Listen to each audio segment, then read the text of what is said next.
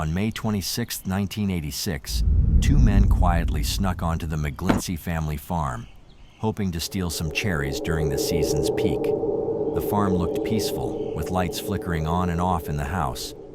But inside, something terrible was happening. Two members and one maid of the McGlincy family had been brutally murdered with an axe by one of their own, James Dunham. The two men had no clue about the horror taking place inside the house, so they carried on with their plan. Meanwhile, James Dunham continued his brutal spree. After midnight, the head of the McGlincy family returned home with his son and the farmhand. As soon as the father stepped inside, he was met with an axe to the head. Minutes later, his son walked in, only to be shot 5 times by James with a revolver. But James wasn't done yet. He then killed the farmhand in the barn before disappearing into the night, leaving only one survivor, his own child. This case remains one of the most horrifying and captivating true crimes in history. With a massive reward of $403,000 for information leading to James, dead or alive, the mystery surrounding his actions has left people speechless. What could have driven him to commit such an unspeakable act? How did he manage to disappear without a trace? In this story, we'll dig into every chilling detail, piecing together the clues to uncover the truth behind James Dunham's terrifying crime, and try to understand why someone would do something so horrific. Now, before we dive into the chilling events, let's take a step back and understand the where, when, and who behind this heartbreaking tragedy. Going to the town of Campbell, nestled in the heart of Northern California's fruit-growing industry, this is where the tragedy unfolded. A place brimming with life, with a bank, packing facilities, and canneries all lined up along the railroad tracks, shipping local goods across the country. Farmers in the area had formed the Campbell Fruit Growers Union, showing just how important agriculture was to the town's success. And at the center of all this was Colonel Richard P. McGlincy, a man who had come from Jefferson County, Virginia. He fought for the South during the Civil War, rising to the rank of colonel. After the war, he left behind his military career and became a well-known figure in his community. It was said that he was involved in everything, from publishing newspapers to politics and even animal husbandry. When he moved to Campbell, he bought a 56-acre cherry farm, becoming a respected member of the community.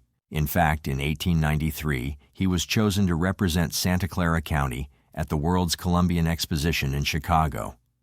It was clear that McGlincy had a full life. He remarried after his first marriage ended in divorce, settling down with his second wife, Ada Wells, and her 2 children, Hattie and James, in a grand Victorian house on the ranch. But things took a darker turn when James Dunham entered the picture. James wasn't a man who easily made an impression on others. He lived in the background, a quiet figure who was seen but not truly known. Those who did interact with him often described him as cold, almost lifeless, with eyes that seemed to look right through people. It's important to note that he didn't have a history of violence, but he had a temper, one that could explode when things didn't go his way. James was a drifter, taking odd jobs when money was tight and turning to his mother for cash when work was scarce. Sometimes, if she refused to give him what he wanted, he'd lash out, like the time he killed her chickens in a fit of rage. James was the kind of man who seemed destined for a solitary life, so when he suddenly married Hattie Wells, it shocked everyone. Hattie had once been engaged to James's younger brother, Charlie, but broke off the engagement after she saw him with another woman. Rumors began to swirl that James and Hattie's marriage wasn't about love, it was about revenge. Now at first, James and Hattie had big dreams of traveling the world, and they never really stayed in one place for long. But this lifestyle came with a lot of problems for James. He couldn't keep up with the pressure to provide for Hattie, and with one failed business after another, plus loans he couldn't pay back, things just spiraled. His credit took a hit, and that put a huge strain on their marriage. At one point, while they were living in Sacramento, Hattie noticed her jewelry and favorite watch had gone missing. She reported them stolen, but not long after, her things turned up at a local pawn shop. The receipt clearly showed that James had sold them. Even though no charges were pressed, The damage was done, and the trust between them started to crumble. With no money left, the McGlincy family decided to take Hattie and James in at their cherry farm, hoping it would help. But instead of things improving, it only seemed to make everything worse. James's behavior didn't just put a strain on his marriage with Hattie, it also caused friction within the McGlincy family. He was known to argue frequently with Colonel McGlincy, and things got so bad that he once threatened to sue the colonel over a minor injury he got while working on the farm. Even Hattie's mother, Ada, who was famous for being kind and welcoming, couldn't find a way to connect with him. What made it worse was how James treated Hattie after they moved into the McGlincy home. He would often verbally abuse Hattie, sometimes in front of the entire family, belittling her without holding back. This behavior didn't sit well with Hattie's brother, Jimmy, and the two men clashed often. Their heated arguments nearly turned into physical fights on more than one occasion. In this tense atmosphere, James began disappearing for days at a time, leaving everyone wondering if the marriage was falling apart. Then, in late 1895, the McGlincy family was hit with surprising news. Hattie was pregnant. For a while, this news brought a rare calm to the household. James, now 30 years old, seemed determined to change for the better. He even took a big step by enrolling in pre-law classes at Santa Clara University, giving everyone hope that brighter days might finally be ahead. So, on May 4th, 1896, Hattie gave birth to a baby boy, Percy Osborne. The family celebrated the arrival of the little one, their joy filling the air. But as happy as the moment was, it didn't take long, just 3 weeks, for the cracks to begin showing again. By the way, I post true crime and new cases here every day. So if that sounds like your kind of thing, please consider subscribing. It helps a lot. According to official reports, the events of that fateful night began unfolding at 8:30 in the evening on May 26th. Colonel R.P. McGlincy and Jimmy Wells stepped out onto the front porch, climbed into a waiting carriage, and gave the signal for Georgia Schabel, the driver, to head off. Left behind at the house were Hattie, baby Percy, their housemaid, and nanny Minnie Schlesse, and Hattie's mother, Ada. Meanwhile, James Dunham, who had supposedly been in San Jose attending classes since Sunday, was nowhere to be seen, or so it seemed. In a small cabin about 100 yards from the main house, Bob Briscoe, the farm manager, was wrapping up a long day of work. It was cherry harvest season, and the hot weather made the grueling labor even harder. Exhausted, Bob stretched out on his cot, ready for a good night's sleep, before starting it all over again the next day. Little did everyone know, James had secretly returned to the farm at dusk. Like a predator in the wild, he hid in the shadows, biding his time. Sometime after 9 o'clock, he crept from his hiding spot and headed for the barn. There he picked up a single-bladed axe. After that, James wasted no time and slipped into the house through the back door, moving as silently as a shadow. He paused outside Ada McGlincy's room on the first floor, likely making sure she was sound asleep. Once confident, he climbed the stairs, his steps slow and deliberate. Upstairs, his wife Hattie and their 3-week-old baby were in the bedroom. Hattie, however, wasn't asleep. She was at the dressing table brushing her hair when she noticed James entering the room.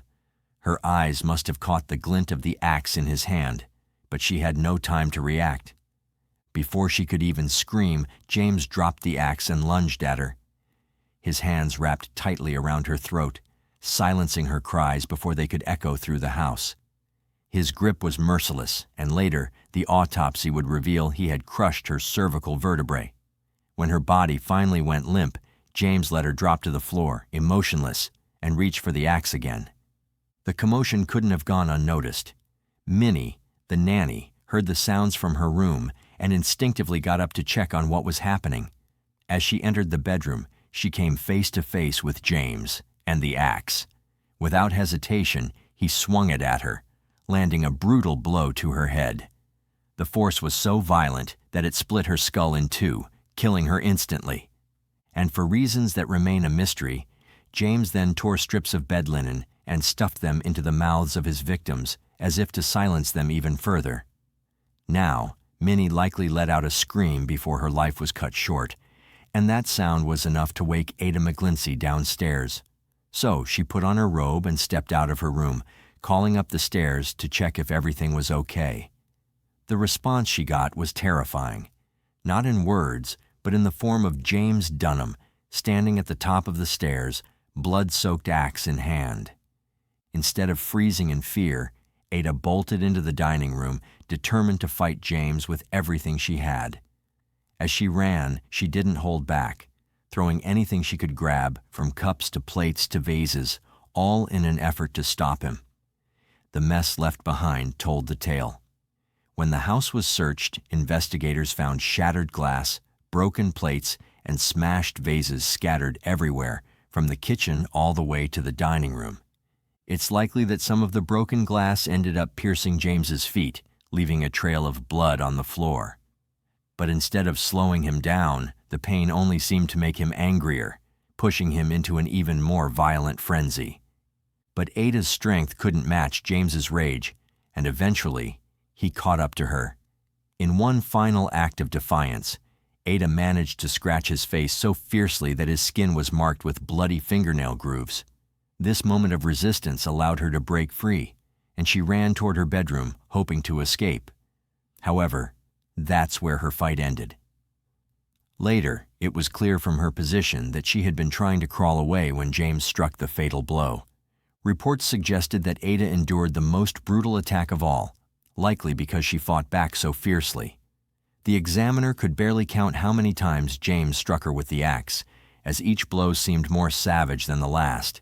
It was even noted that James appeared to take twisted pleasure in mutilating his victim, as though each swing of the axe was a release for his monstrous rage. This was also the same time when two men sneaked onto the farm, hoping to steal some cherries.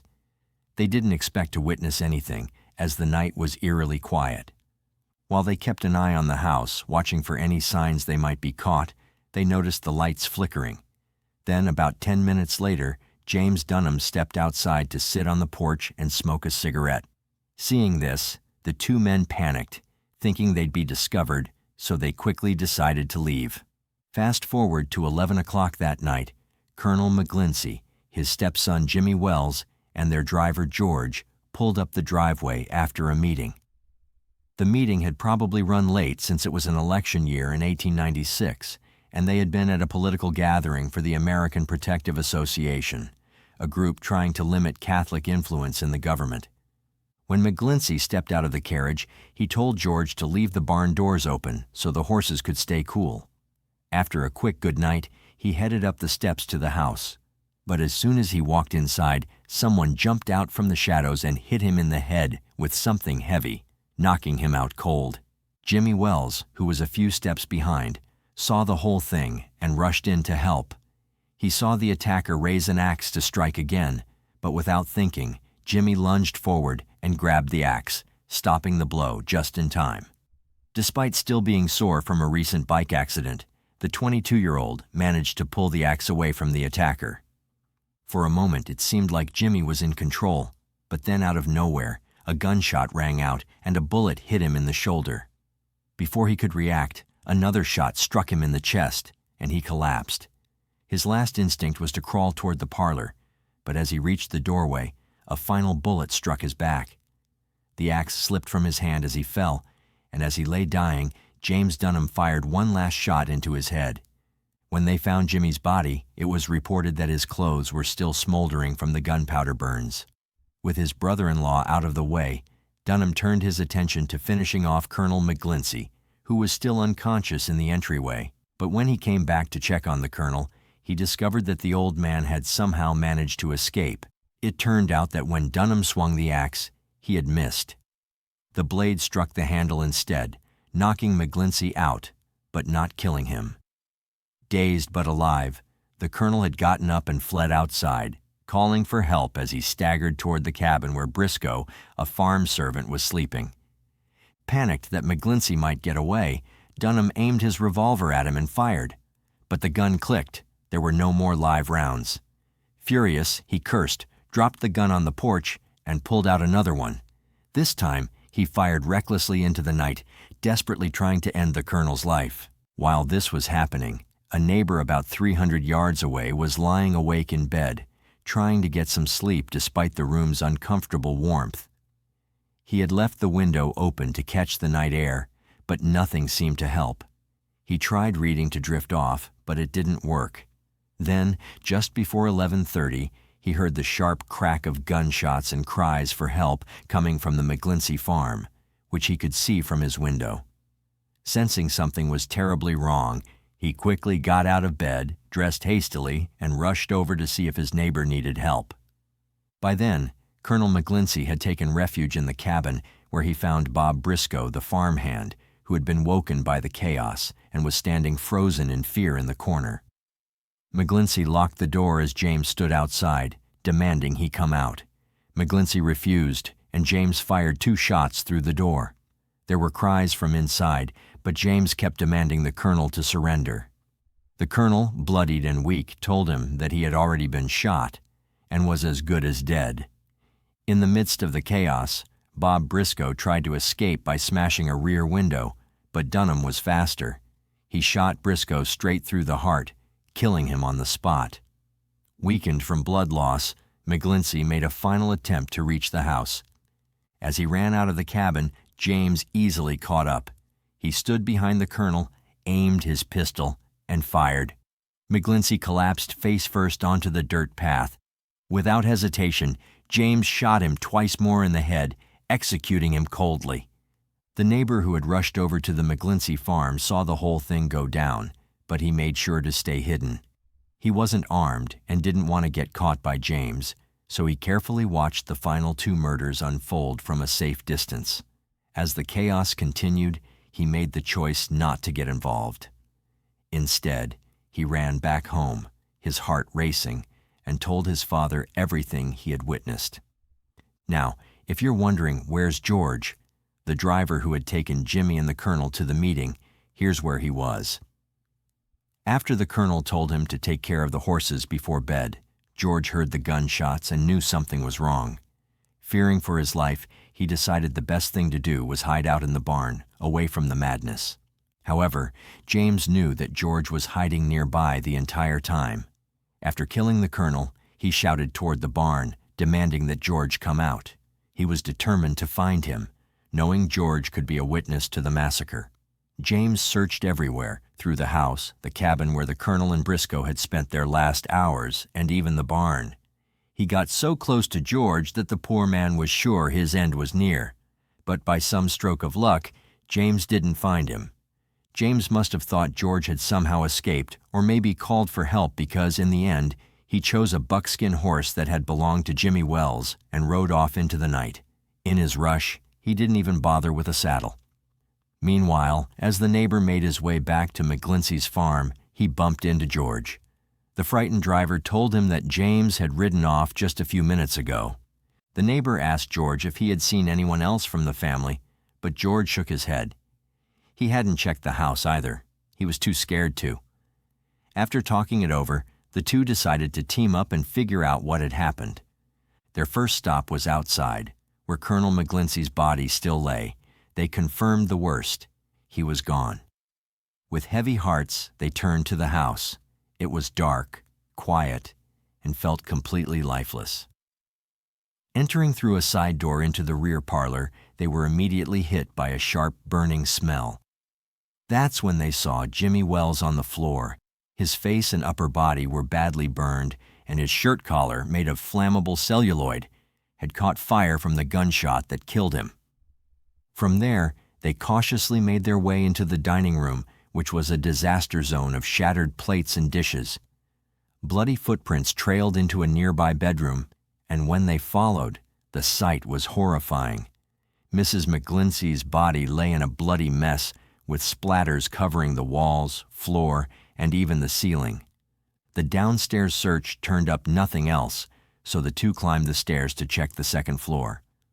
Across the staircase, they found Minnie, lifeless in her room, but there was still no sign of Hattie or the baby. Frantically, they looked under beds and inside closets, but the two were nowhere to be found. Then, they heard the sound of a horse and buggy approaching. Word about the killings had started to spread, and neighbors were beginning to arrive. Around 1 in the morning on May 27th, someone found Robert "Bob" Briscoe's body out in the field behind the cabin. But Hattie and the baby, still missing. The searchers couldn't help but wonder if Hattie might have played a role in the tragedy and escaped with her husband. But those suspicions were quickly silenced by the faint, heart-wrenching cry of a baby coming from upstairs. Following the sound, they made their way to the room where Minnie had been discovered earlier. There, under a pile of linens on the bed, they found the infant, helpless and crying, lying next to his mother's lifeless body. Beside Hattie's bed, there was a handwritten note that read, "Please say goodbye for me to my dear mother, brother, and stepfather." At first it seemed like Hattie had a little time to prepare for her tragic end, but soon people started wondering if James Dunham had actually written it. Some suspected that he might not have planned to kill everyone at first. Maybe it was the brutal murder of the maid that pushed him over the edge, and from there his bloodlust spiraled out of control. Then there was little Percy Dunham, the only survivor of that horrific night. After everything was over, Percy was taken in by neighbors, and eventually he was adopted by his maternal grandparents, Harriet and Michael Brewer. As for the funerals of the victims, the first to be laid to rest was Minnie Schlieser, just 28 years old. Her funeral took place on May 28th, less than 48 hours after her death. She was buried in Oak Hill Cemetery in an unmarked grave in Section P. What was meant to be a small, private gathering quickly turned into something bigger as word spread, and many from the community showed up to pay their respects. The funeral for the rest of the McGlincy Wells family was held the very next day, on May 29th. The family was buried together in a plot at Oak Hill Cemetery, right next to Oscar Wells and Robert Briscoe. Each of the 5 headstones, all except Oscar's, carried a part of the Romans verse, "Vengeance is mine, I will repay, saith the Lord." Now, as for James, a lot went down after he took off. On Thursday, May 28th, 2 locals, Oscar Parker and Everett Snell, were out in the foothills of Mount Hamilton, near Smith's Creek Hotel, when they came across a stranger. He was riding a horse that wasn't saddled or bridled, just like the one stolen from the McGlincy ranch. According to them, the rider had a scratched face, torn clothes, and gunny sacks on his feet. By this time, Parker and Snell had already heard about the Orchard City Massacre and knew exactly what kind of man they were dealing with. As they got closer, the stranger tried to pull his hat down to cover his face, but it didn't work. They both recognized him instantly. James Dunham. Snell, who had worked with James a few years earlier, knew for sure it was him. The coldness in his eyes and the deep scratches on his face, probably from Hattie fighting back before he killed her, made it clear this was the man they'd been hearing about. Even though Parker and Snell were tough and used to hard situations, they couldn't help but feel the weight of what had happened. Still, they kept their cool and didn't let on that they knew who he was. The stranger seemed nervous but kept talking. He told them he hadn't eaten in days and had broken into Snell's cabin for food. Parker, seeing how worn out he looked, offered him a place to stay for the night. But the stranger got even more anxious and turned it down. He claimed he had to get to a nearby valley before nightfall and asked for directions. Parker, being clever, told him to stick to the main trail, mentioning that there were bandits in the hills. But that was a trick to keep him on the open path, where it would be easier for them to track him later. After that, they parted ways. Once the stranger was out of sight, Parker and Snell headed to Smith's Creek Hotel, where they called the sheriff's office. The sheriff didn't waste any time. He quickly gathered his men, brought along 2 bloodhounds, and headed straight for the location. But as soon as they arrived, a thick fog rolled in, making it nearly impossible to search for James at that moment. However, the next morning, as soon as the fog cleared, they were ready to go, and by the end of the day, they had found something big: the horse that belonged to Jimmy Wells, the same one that James Dunham had stolen from the McGlincy family. Along with the horse, they found pieces of Dunham's clothing and signs of recent campfires. But then something strange happened. While they were out searching, they suddenly heard a gunshot. The source of the shot was a mystery, and no one could figure out who fired it or where it came from. Some people thought it might have been a hunter from the other side of the mountain, but other investigators believed that James could have taken his own life. Still, since his body was never found, that theory couldn't be confirmed. The very next day, on May 30th, evidence surfaced showing that James had broken into a cabin near Mount Hamilton, proving that he was still alive at that time. By June 1st, word spread that James Dunham had bought supplies, reigniting the manhunt. Not long after, a rifle and pistol were reported stolen from a cabin in Glenwood. This led investigators to believe Dunham had managed to slip away from Mount Hamilton and was heading south. On June 2nd, the sheriff's posse jumped onto a train bound for Hollister after hearing that Dunham might be moving under the cover of darkness toward Quien Sabe Valley.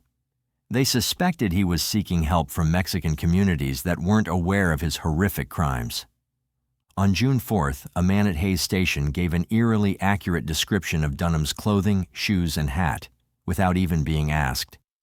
This added weight to the theory that Dunham was trying to hide out in Tulare County. A rancher in Merced claimed he had shared a meal with Dunham, but this lead turned out to be another dead end. By June 7th, the search was losing steam. Some doubted Dunham had even made it as far as Fresno County. Adding to the mystery, rumors swirled that he might have ditched his horse for a bicycle to make his getaway. Dunham was known as a skilled long-distance cyclist, and it seemed like a smart move to avoid drawing attention. One sighting placed a man matching his description arriving in Bakersfield on a bike as early as May 29th. It's worth pointing out that James Dunham seemed to have been planning his escape well in advance. Just one day before the murders, on Monday, May 25th, he withdrew his entire life savings, around $1,000, from the bank. The next day, he stashed a bicycle in the brush near a dry creek bed, only a few hundred yards from the house. This makes the theory that he used a bicycle to flee not far-fetched at all. In fact, it seems like Dunham had carefully thought through his getaway, choosing the bike as a quieter and less conspicuous means of escape compared to a horse. By this point, the search for James Dunham was falling apart. Every lead seemed to hit a wall, and people were left with one burning question: why did he do it? On June 1st, nearly a week after the murders, Ada's will was made public, and it sent shockwaves through the investigation. Just 80 days before her death, she had written that none of her assets would go to her husband, Colonel R.P. McGlincy. Instead, her entire fortune, worth over $335,000, was left to her son, James Wells. Her daughter Hattie received just $100. This revelation gave investigators a chilling theory. What if Dunham murdered the family to ensure his son would inherit everything? With the family gone, Ada's estate would pass to her grandson, making Dunham the trustee in charge of the money. This painted a picture not of a man who acted in a fit of rage, but of someone who meticulously planned the brutal murders out of pure greed. Still, one big question lingered. How did Dunham plan to get away with it? As days turned into weeks and weeks into months, the trail grew colder. The manhunt that had once united entire communities started to lose steam. A year later, even the most dedicated trackers were forced to admit defeat. Despite this, reports of sightings kept trickling in, each one adding to the growing mystery. Some claimed Dunham was spotted in Texas, Wyoming, or Massachusetts. Others said he had escaped as far as China. One theory suggested he fled to Cuba on a steamboat, while others believed he had died in the mountains. Every tip seemed promising at first, but each one ended the same way: a dead end. As time went on, it felt like James Dunham had vanished into thin air, leaving nothing behind but questions and a legacy of horror. Interestingly, several men were accused of being the fugitive over the years. In early June, just weeks after the murders, a man near San Miguel asked for food, and some believed he was Dunham. But after further investigation, it turned out he was just another outlaw with no connection to the crime. A year later, in 1897, authorities arrested a man in Mexico who fit a loose description of Dunham. However, he was quickly cleared when closer examination proved he wasn't the killer. Then, in 1901, a man named Charles Franklin Krill found himself at the center of the manhunt. Arrested in Wichita, Kansas, he was transported to San Jose, where he was charged with being Dunham. Krill shared some physical traits with the fugitive, including height, weight, and even scars, but the evidence against him didn't hold up. After weeks of being questioned, Krill was finally released, though the experience left him shaken. Interestingly, Krill later cashed in on his ordeal by selling tickets to people curious about his close call with the gallows. The years didn't slow down the string of sightings and arrests. In 1902, rumors swirled that Dunham was living among the Navajo. By 1904, another dramatic moment unfolded in Arizona. After a shootout, a man confessed on his deathbed to being Dunham. Authorities were hopeful, but once again, this lead proved to be false. In 1908, yet another man, this time from Texas, was accused of being Dunham. William Hatfield was brought all the way to San Jose for a hearing, but after a brief investigation, he too was released. As time passed and the sightings dwindled, many people began to believe Dunham was no longer alive. Some speculated that he had taken his own life shortly after the massacre, possibly in the mountains where he was last seen. This theory gained traction when skeletal remains began turning up in the following years. In 1898, just 2 years after the murders, bones were discovered and examined to see if they belonged to Dunham. Over the next 4 decades, more sets of remains were uncovered, including some in the Pacheco Pass area, but none could be definitively linked to him. One strange twist involved a set of bones that disappeared entirely, possibly stolen by someone hoping to claim the reward money. Even so, the mystery persisted, with every discovery reigniting the hope that justice might finally be served. As if the story wasn't already tangled enough, alternative theories emerged. Some believed Dunham hadn't committed the murders at all. Instead, they argued that he had been killed himself and framed to divert attention from the real culprits. While intriguing, these ideas lacked credible evidence and were largely dismissed.